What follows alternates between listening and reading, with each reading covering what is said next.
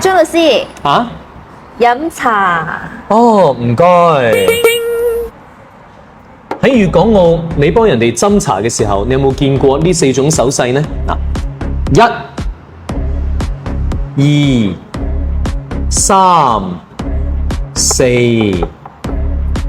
呢4種手勢咧係誕生於乾隆皇帝，而家廣東都仲有保留。嗱，聽我講啦，粵語傳承我係張弛。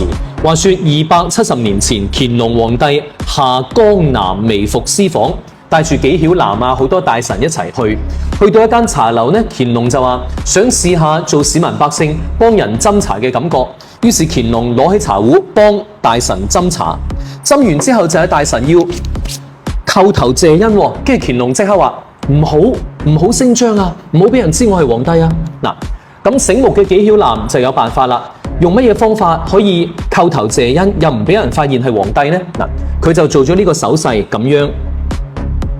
嗱，呢個係佢嘅右手，呢個係佢嘅左手，佢嘅右腳，佢嘅左腳同埋佢個頭，咁樣就相當於跪喺地下叩頭謝恩，多謝皇上幫我斟茶。嗱，呢個傳統270年前開始流傳，嚟到廣東呢度咧又改良咗，多出咗另外3種手勢。第一種，如果係細過你嘅人幫你斟茶咧，你作為長輩你要咁樣多謝佢。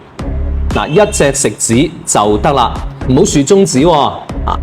如果係你嘅平輩幫你斟茶，2隻手指咁樣就得啦。如果係你嘅長輩幫你斟茶呢，你就要彎曲2隻手指，咁樣表示多謝長輩。最後問下你係邊度人啊？喺你嘅家鄉有冇呢啲飲茶嘅習俗呢？評論區寫出嚟啊！